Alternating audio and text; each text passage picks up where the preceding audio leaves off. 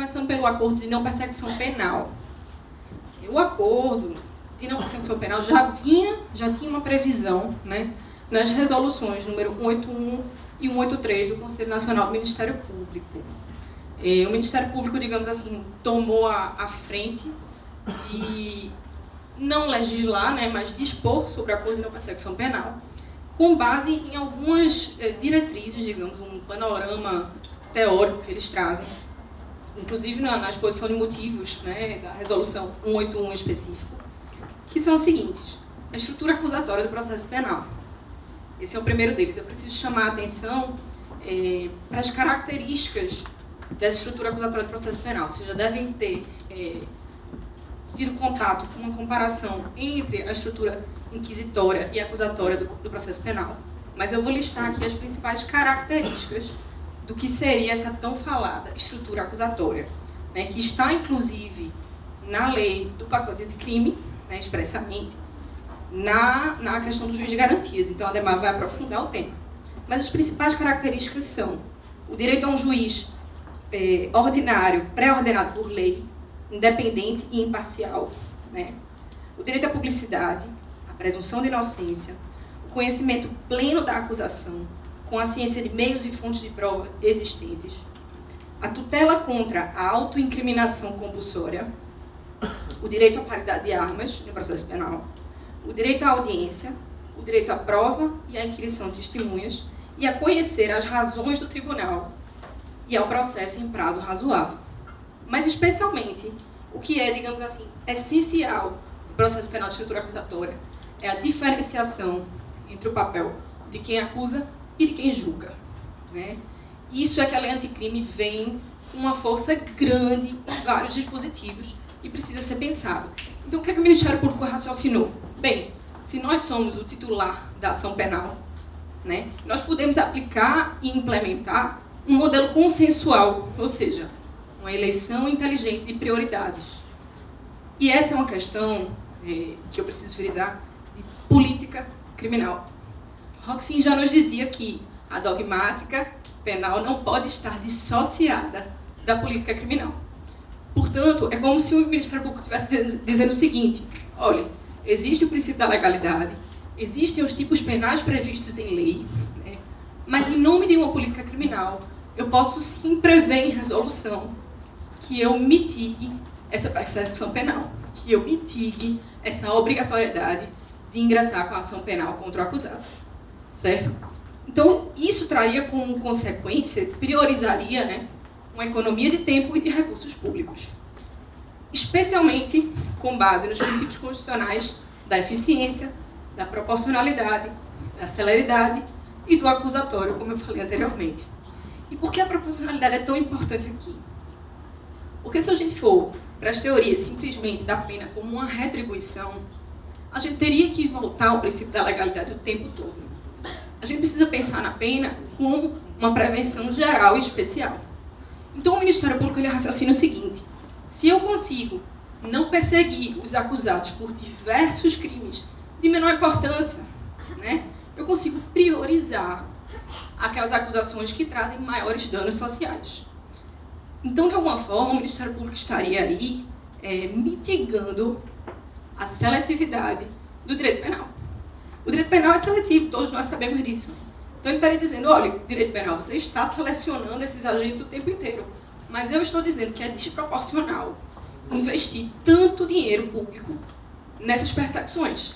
Eu preciso priorizar outras coisas. Eu preciso priorizar os grandes crimes de corrupção, os grandes crimes contra a administração pública, né, enfim, grandes crimes também contra a vida, né, ao invés de me debruçar simplesmente por processos menos relevantes do seu ponto de vista social. Então, essa é a base teórica que o Ministério Público utilizou lá atrás.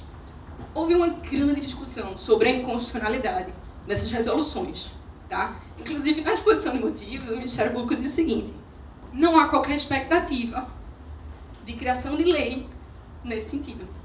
Portanto, um dos motivos de eu prever uma resolução é justamente esse.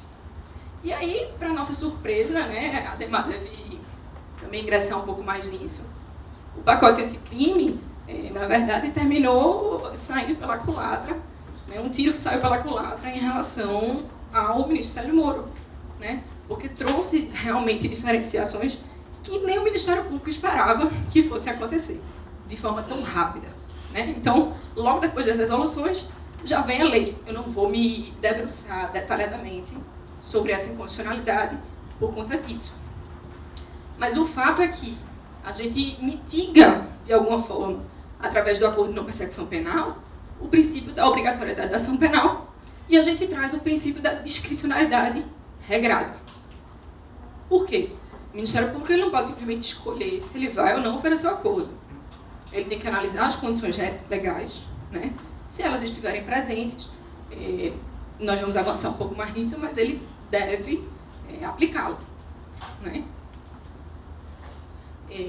Há, portanto, uma discussão se isso seria um direito subjetivo do réu ou não. Francisco de Seu Barros, que vem a ser nosso Procurador-Geral de Justiça, ele vai além. Ele diz que é um direito subjetivo do réu, até, né? Porque ele traz o artigo da Constituição, que eu quero mencionar aqui, em específico, que é o artigo 5º, parágrafo 2º. Os direitos e garantias expressos nessa Constituição não excluem outros decorrentes do regime e dos princípios por ela adotados, ou dos tratados internacionais em que a República Federativa do Brasil seja parte. Portanto, embora seja um direito fundamental, né, e nós, advogados, queiramos entender que é um direito subjetivo, a doutrina vem analisando, tanto com base no Instituto da Transação Penal e da Suspensão Condicional do Processo, que esse seria um poder e dever do Ministério Público. No sentido de que, se ele não apresentar o acordo, ele precisa justificar. E na lei anticrime isso se torna ainda mais importante, porque cabe recurso quando o Ministério Público não apresenta o acordo. Né? Então, ter os fundamentos da não apresentação do recurso é imprescindível para a gente poder recorrer disso. Tá? E aí, existe uma outra questão importante, que foi muito discutida na questão da inconstitucionalidade das resoluções, é se essa norma ela teria uma natureza penal ou processual penal. Né? E nós entendemos que ela é uma norma de natureza mista. Embora ela seja processual, ela tem uma repercussão despenalizadora. Por quê? Como a gente vai ver um pouquinho adiante, quando eu aplico as condições do acordo, eu não estou aplicando pena. Tá? É diferente da transação penal, que quando eu aplico a transação, eu estou antecipando uma pena. Nesse caso aqui, não é o que a gente tem. E essa também é a principal diferença do plea bargain americano. Tá? No plea bargain, o réu ele negocia com o acusador e ele cumpre pena. Aqui não. Aqui a gente está falando de algumas condições. Tá? E aí eu vou entrar um pouquinho na previsão legal. Não vou ficar lendo artigos, mas vocês vão ver que eu frisei algumas coisas interessantes para a nossa discussão. Tá? A gente pode ver de antemão que exige-se a confissão do acusado para a imposição do acordo. Tá? Essa é uma especificidade que eu quero muito provocar vocês mais na frente. Guardem essa ideia, por favor. O crime tem que ter sido cometido sem violência ou grave ameaça. A pena mínima tem que ser inferior a 4 anos. Lembrem-se da transação penal e da suspensão condicional do processo. Suspensão condicional do processo cabe para a pena mínima até 1 ano. Transação penal, pena máxima até 2 anos. Né? Ou seja, contravenções penais ou delito de menor potencial ofensivo. Vejam a abrangência desse instituto. Pena mínima até 4 anos. Isso é a consequência de uma escolha do legislador por uma política criminal. Tá? Aqui o verbo poderá. Né? Assim como há também nos outros institutos despenalizadores, a gente não pode entender que isso aqui é uma mera escolha do Ministério Público, não. Tá? Vamos lembrar da discricionariedade regrada. Ele deve propor. Se ele não propuser, ele deve justificar. Tá? Desde que necessário o suficiente para a reprovação e prevenção do crime. Vejam, aí é um requisito altamente subjetivo. Né? A lei o traz como uma baliza, um norte, mas, obviamente, o caso a caso é que vai trazer uma justificativa nesse sentido. Mais uma vez, a importância da fundamentação do Ministério Público sobre o tema. Então, mediante as seguintes condições ajustadas cumulativa e alternativamente. Quais são as condições que não são pena? Tá? Reparar o dano ou restituir a coisa à vítima, exceto na impossibilidade de fazê-lo. É interessante isso porque a gente acho que na advocacia em geral a gente começa a desacreditar um pouco do direito penal como um todo. Né? Minha provocação nessa posição da vítima é a seguinte, é a gente pensar quais mecanismos, até mesmo de justiça restaurativa, poderiam ser trazidos para o nosso ordenamento jurídico, de modo a trazer a vítima para uma posição mais central no processo. Né? Aqui ela vai ter uma reparação de dano, ou uma restituição da coisa roubada, enfim, do objeto do delito. Mas até que ponto ela tem voz nesse acordo? Voz zero. Quem determina é o Ministério Público ainda. Então a gente poderia provocar uma reflexão sobre isso. Renunciar voluntariamente a bens e direitos indicados pelo Ministério Público. Vejam, quando o Ministério Público é quem tem que indicar, é ele que tem o ônus da prova sobre isso. Tá? Então a renúncia é voluntária, mas é o MP quem os indica. Que voluntariedade é essa? Se eu estou também sob o julgo de ser processado criminalmente. Né? Prestar serviço à comunidade ou a entidades públicas por período correspondente à pena mínima combinada ao delito, diminuída de 1 a 2/3, em local a ser indicado pelo juiz da execução, etc. O que é interessante nesse instituto? É a previsão de prazos. Né? É muito ruim para a gente, a insegurança jurídica é enorme, quando a gente se depara com um dispositivo legal que dá uma margem gigante, né, de interpretação. Então, há um prazo definido.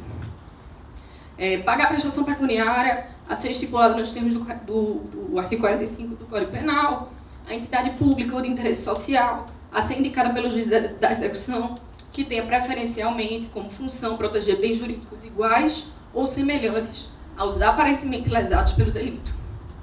Isso é muito interessante, porque há uma vinculação também entre o dano causado e a reparação.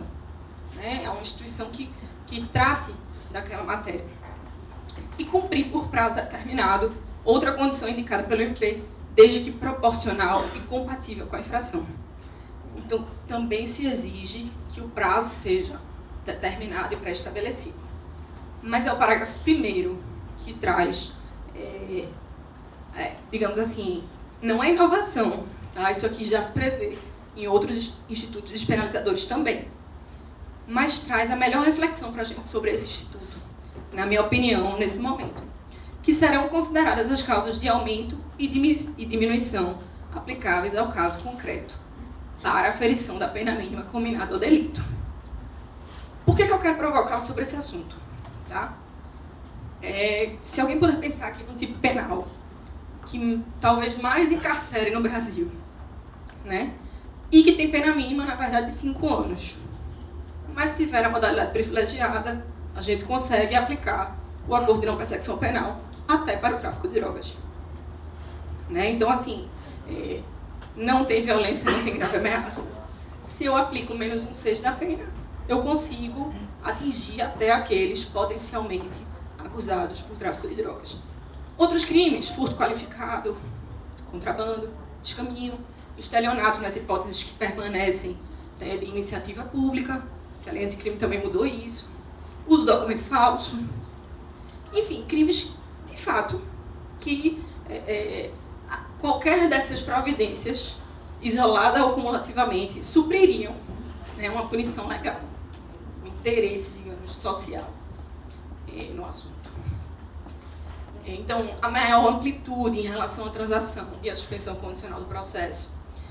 E uma outra questão muito importante é, a partir do momento que a gente percebe que se trata de uma norma mista com consequência despenalizadora, ou seja, consequências para o direito penal, essa norma deve retroagir para beneficiar o réu.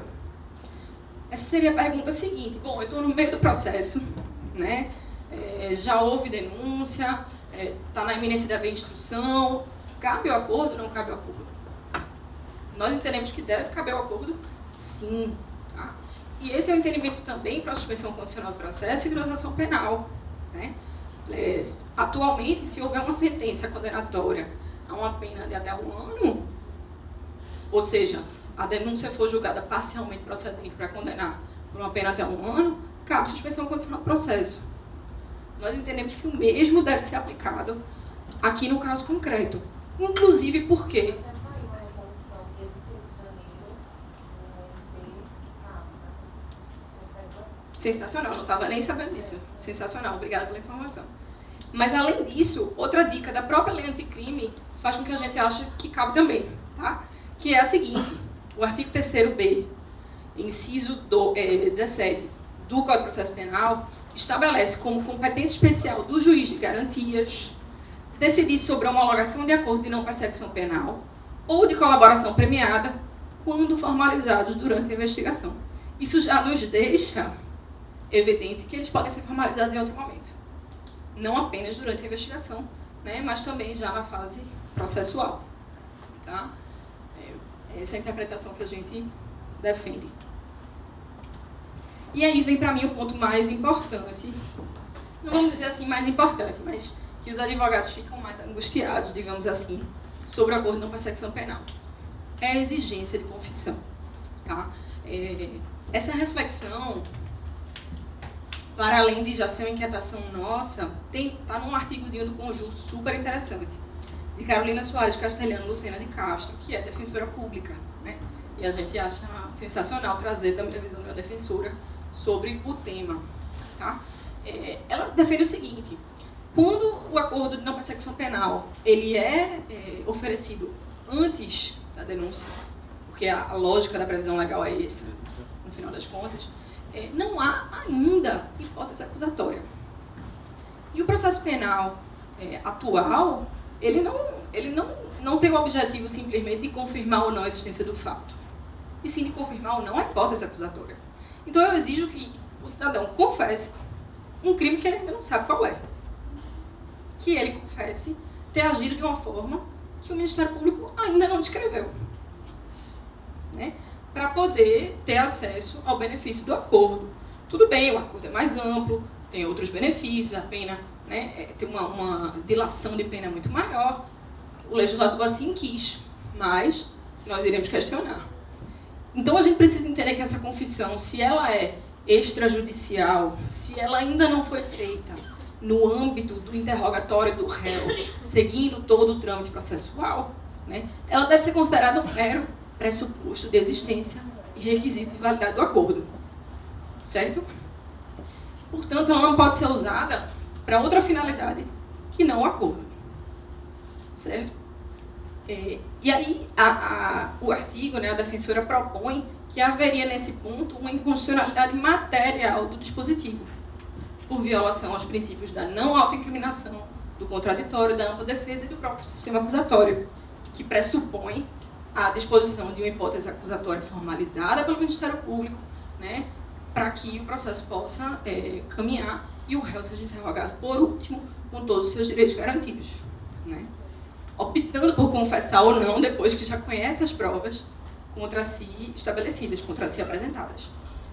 Então, ela defende essa inconstitucionalidade material sob esse ponto de vista, né, violando, portanto, o direito de não produzir provas contra si mesmo e também fazendo um link com o artigo 197 do CP, que já dispõe a impossibilidade da condenação se basear exclusivamente numa confissão do acusado.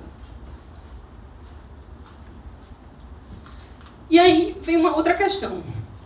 Se a confissão é qualificada, ela impede o acordo?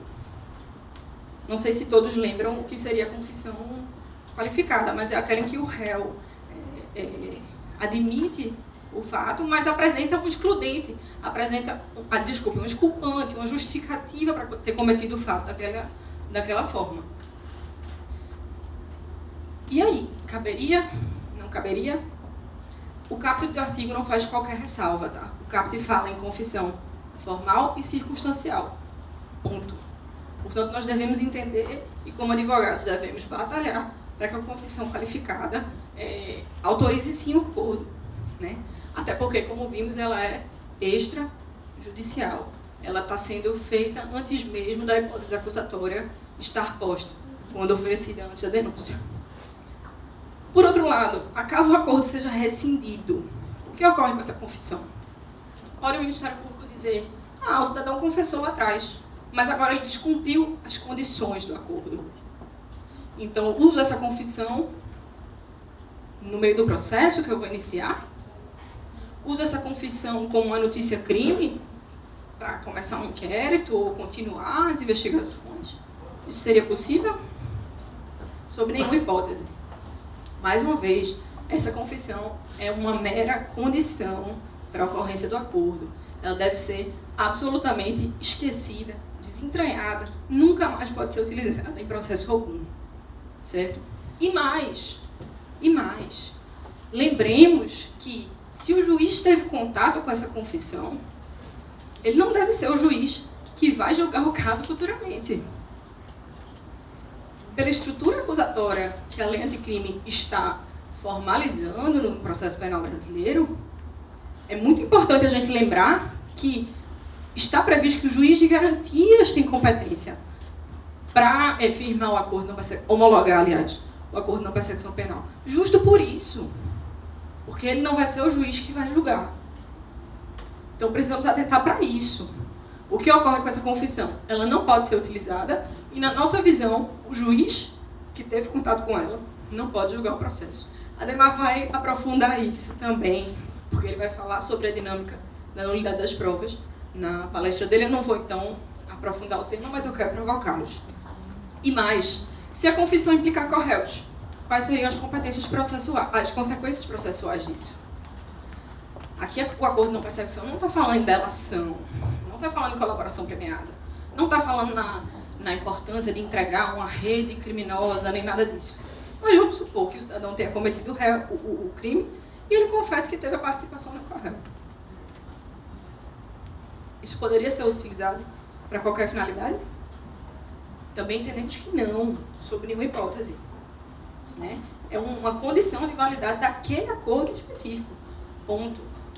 Mas não deveria ter qualquer efeito para fins de mérito processual, porque a hipótese acusatória não está posta. Certo?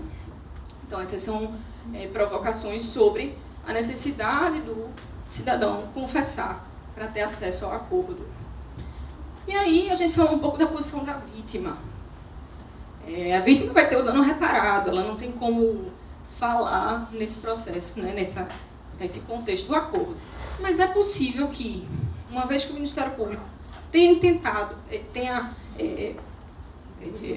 proposto o acordo de não persecução penal, é possível que a vítima diga assim: não acho justo,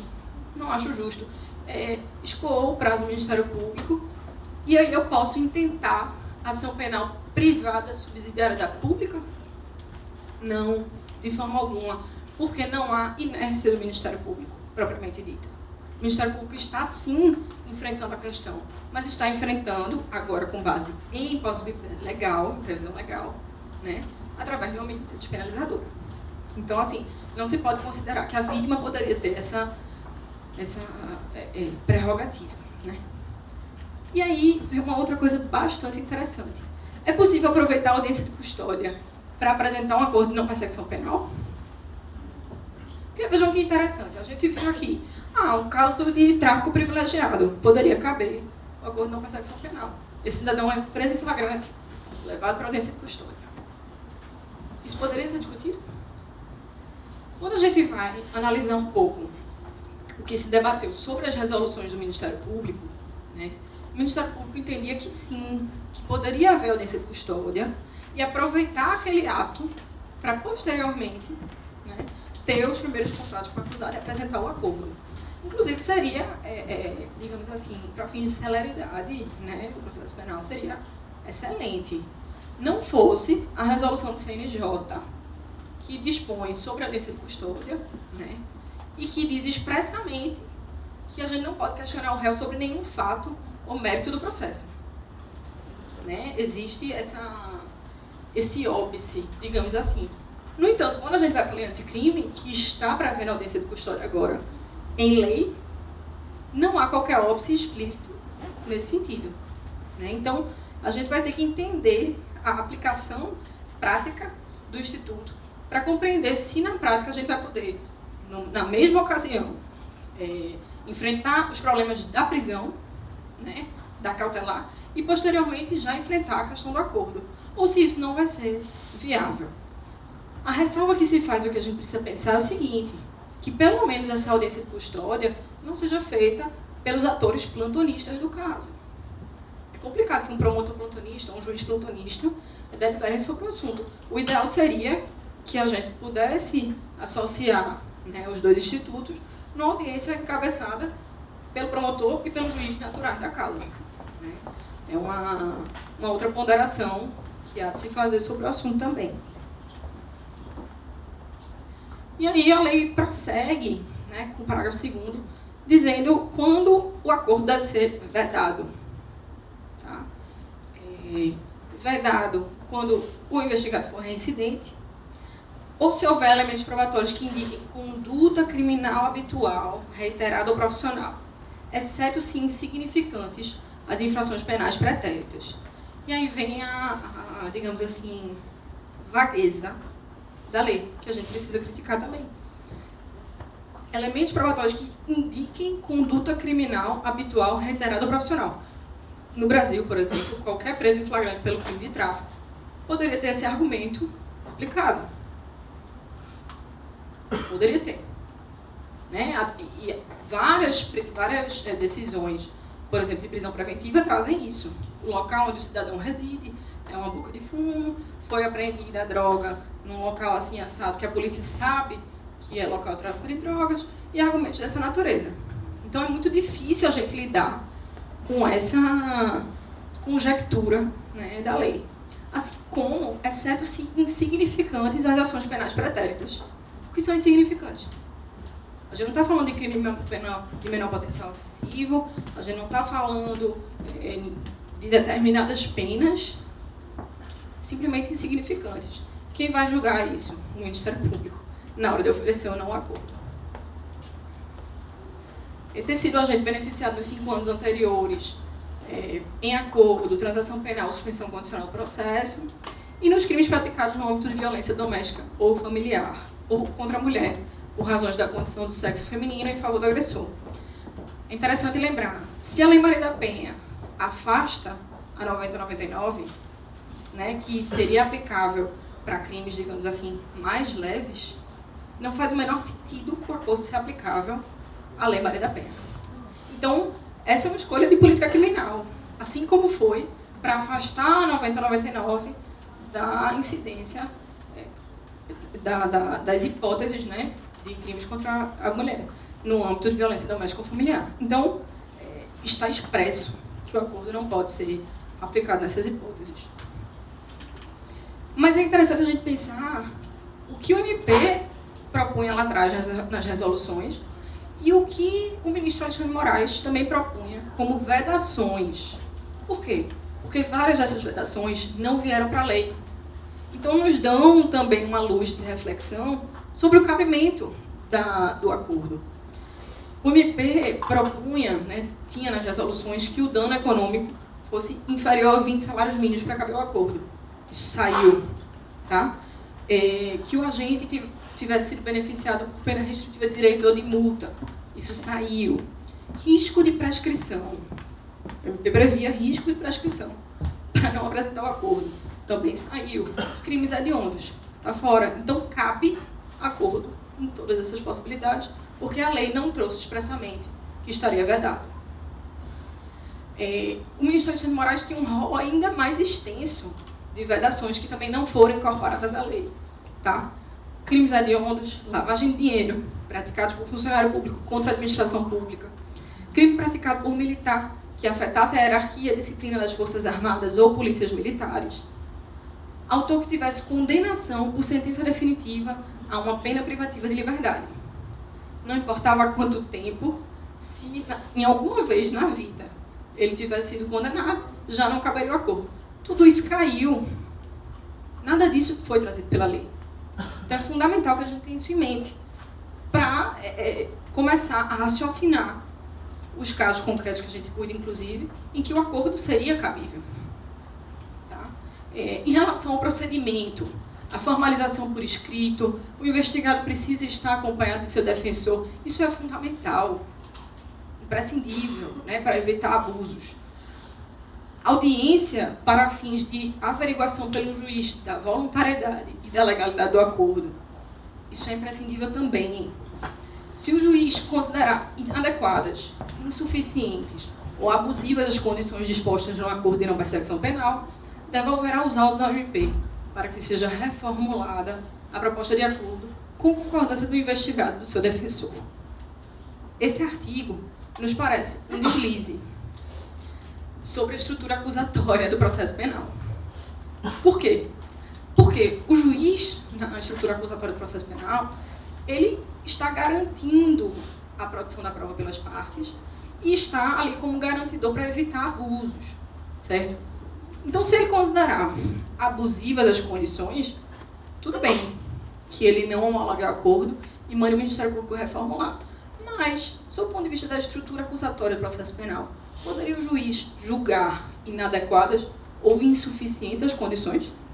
Se o titular da ação penal, que é figura diversa de quem julga, está dizendo que são suficientes. Então, nós entendemos que aqui o juiz não poderia, né, essas disposições, elas são um deslize ao que a lei vinha tentando implementar. E também não há qualquer tipo de consequência prevista se o investigado ou seu defensor discordarem dessa remessa. Tá? Não há qualquer tipo de recurso ou providência que possa ser tomada. Aqui, a previsão de que as condições sejam fiscalizadas pelo juiz de execução penal. Tá? E isso é uma escolha do legislador.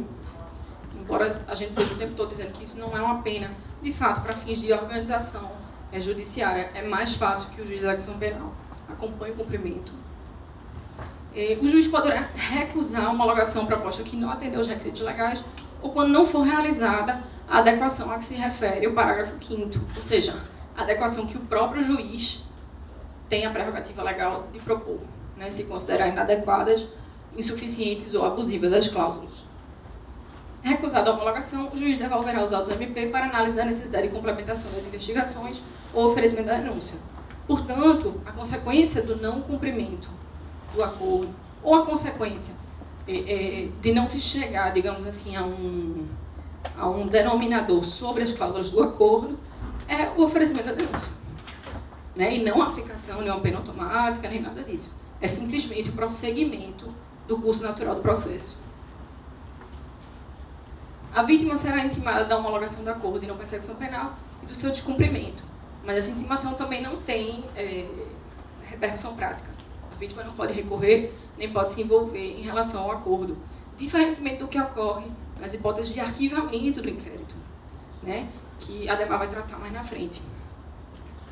Descumpridas quaisquer das condições estipuladas no acordo de não persecução penal, o Ministério Público deverá comunicar ao juízo para fins de rescisão e posterior oferecimento da denúncia. Já debatemos esse assunto também. E o descumprimento do acordo pode ser utilizado futuramente pelo Ministério Público para não oferecer suspensão condicional do processo ao acusado. Eu estou andando um pouquinho mais rápido aqui porque realmente é a letra da lei e todos esses dispositivos são, de certa forma, consequência do que a gente conversou um pouco antes sobre as bases teóricas desse acordo. Né? Mas é muito importante lembrar que o acordo não pode constar em certidão de antecedentes criminais, exceto para fins de um futuro outro acordo de não persecução penal. Ou seja, se eu fiz um acordo hoje e daqui a 3 anos há um outro fato e eu preciso reanalisar se eu tenho direito ou não ao acordo, aí sim eu vou poder puxar a existência de um acordo anterior, mas não para fins de qualquer outro tipo de incremento de pena em relação a outros processos. A consequência do cumprimento do acordo é a extinção de punibilidade. Porém, há uma perguntinha aqui embaixo. Se surgir fato novo, a gente sabe que um inquérito arquivado, por exemplo, né, se houver um fato novo, ele pode ser desarquivado e as investigações podem prosseguir. Se houver um fato novo sobre o não cabimento do acordo, ou um fato novo sobre o seu descumprimento, nós entendemos que pode ser, que o acordo poderia ser rescindido e o processo ser desarquivado, o inquérito ser desarquivado para a continuidade das investigações. E o parágrafo 14º é uma das hipóteses de recurso, né, na dinâmica do acordo de não persecução penal. que eu vou tratar no próximo slide. Mas no caso de recusa por parte do MP em propor o acordo de não persecução penal, o investigado poderá requerer a remessa dos autos ao órgão superior do próprio Ministério Público, tá? Na forma do artigo 28 desse Código. Então, é exatamente o recurso à instância revisional do Ministério Público. Quando o Ministério Público se recusa ou é inerte no oferecimento do acordo. Mas o Código de Processo Penal também foi alterado para trazer uma nova hipótese de recurso estrito relacionado ao acordo, que é o seguinte: caberá recurso no sentido estrito da decisão, despacho ou sentença do juiz que recusar a homologação à proposta de acordo de não persecução penal. Então isso é muito interessante, né? Porque quando a gente está tratando de suspensão condicional do processo de transação penal, a gente não tem um recurso dessa natureza. A gente precisa entrar com habeas corpus, enfim, batalhar de outras formas no processo. Mas aqui existe um recurso específico que, inclusive, comporta juízo de retratação. Então, é interessante estarmos conectados com essa previsão legal. Recurso da vítima, como eu disse, não há qualquer previsão legal. O dano que foi reparado foi aquém do que eu gostaria. A vítima não pode contestar nem recorrer nessa relação processual que é entre o Ministério Público e o investigado.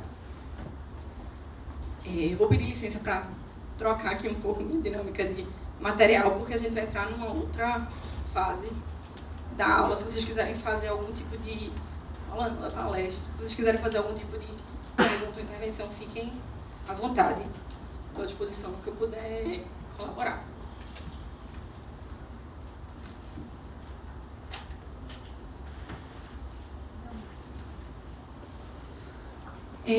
O contrato do acordo de não persecução penal, né, que toma, digamos assim, uma maior dedicação da gente para entender o instituto, para prever as dúvidas, enfim, é uma inovação muito grande. Os bens apreendidos e sua alienação são matérias que já estão há muito tratadas no Código de Processo Penal. Tá? As alterações, nos parece, né, que vieram muito de uma mudança nos últimos anos na complexidade dos processos, né, dos bens apreendidos, e na necessidade de uma destinação útil desses bens. Né? Notadamente, como vocês vão ver um pouquinho mais adiante, não posso deixar de mencionar, a Operação Lava Jato e grandes outras operações do país, que acontece o seguinte: a Polícia Federal bate de manhã na casa do cidadão, na chácara, nos imóveis todos, né? Apreende vários carros, às vezes carros importados, não apenas dinheiro, mas helicóptero, embarcação, carro. E esses bens muitas vezes ficam 1, 2, 10 anos no pátio da Polícia Federal, se deteriorando, sem qualquer utilização, sem qualquer finalidade. Por quê? Porque eles só poderiam ser objeto de confisco depois de sentença penal condenatória. Né? Embora haja as hipóteses de leilão, antecipado e tudo, o curso natural do processo é que eles sejam confiscados ao final do processo. Então, prevê-se, né, a título de restituição de coisas apreendidas, que antes de transitar a sentença em julgado, antes de transitar em julgado a sentença final, as coisas apreendidas não poderão ser restituídas enquanto interessarem ao processo. Isso já existe no Código Penal, né? E vocês devem estar familiarizados que a restituição só pode caber quando os itens não interessam ao processo como prova e também não seja um instrumento cujo fabrico, alienação, uso, porte ou detenção constitua fato ilícito, ou quando não for produto ou proveito do crime. Né? Enquanto os bens interessarem ao processo nesse sentido, seja probatoriamente, seja sob o ponto de vista patrimonial, para futuramente haver uma restituição do dano, eles não poderão ser devolvidos. Essa é uma premissa que já existe no CPP. E aí o efeito automático da sentença penal condenatória é justamente a perda desses bens. Perda de bens ou confisco. Né? Existe uma longa discussão sobre a natureza dessa perda de bens ou do confisco, se ela é penal, se ela é extrapenal, se ela é criminal, se ela é uma pena acessória. Eu não vou entrar nisso. Eu só estou relembrando a vocês que existe essa discussão, porque aqui, independentemente da natureza que seja aplicada, a lei anticrime prevê providências, tanto antes da sentença penal condenatória, quanto depois dela, né, para que esses bens não fiquem justamente sem qualquer utilidade. Mais cedo, Eduardo chegou a debater com vocês o artigo 91A, que traz uma diferença muito grande, especialmente para fins de lavagem de dinheiro, né, da possibilidade de perdimento dos bens correspondentes entre a diferença entre o valor do patrimônio do condenado e aquele que seria compatível com rendimento lícito. Portanto, uma presunção gigante de que qualquer bem que supere a expectativa de patrimônio lícito do acusado poderia ser objeto de perdimento. Eu não vou entrar nesse mérito, mas eu precisava lembrar a vocês que esse dispositivo existe, né? Porque muitos desses bens de luxo, apreendidos, tal e tal, terminarão sendo confiscados sob o ponto de vista dessa presunção. Tá? Aqui tem toda a disposição do 91A, que eu também não vou abordar, porque vocês já discutiram com o Eduardo mais cedo. Mas o importante aqui é o seguinte: houve algumas alterações legais a partir do artigo 122. Então, sem prejuízo do disposto dos artigos 120 e 133, decorrido o prazo de 90 dias, isso foi suprimido. Então, imediatamente depois da sentença, é possível o confisco dos bens, sem aguardar o prazo de 90 dias. E o artigo 22 se transformou, na verdade, num caput menor, e a maior parte das disposições dele foi detalhada no artigo 133. É uma mudança de redação, basicamente, que eu vou trazer de toda sorte, sempre para a gente ter em vista, né, que o Código está tentando se modernizar sobre a destinação desses bens. Então, transitar em julgado a sentença condenatória, o juiz de ofício a requerimento do interessado determinará a avaliação e a venda dos bens em leilão público. E aí aqui foi inserida na nova redação expressamente a legitimidade ativa do Ministério Público. Isso é essencial. O Ministério Público não constava expressamente como legitimado ativo. Isso causava uma grande discussão sobre os instrumentos que o Ministério Público poderia ou não dispor para reparação civil, né, dos danos cometidos a partir de um crime.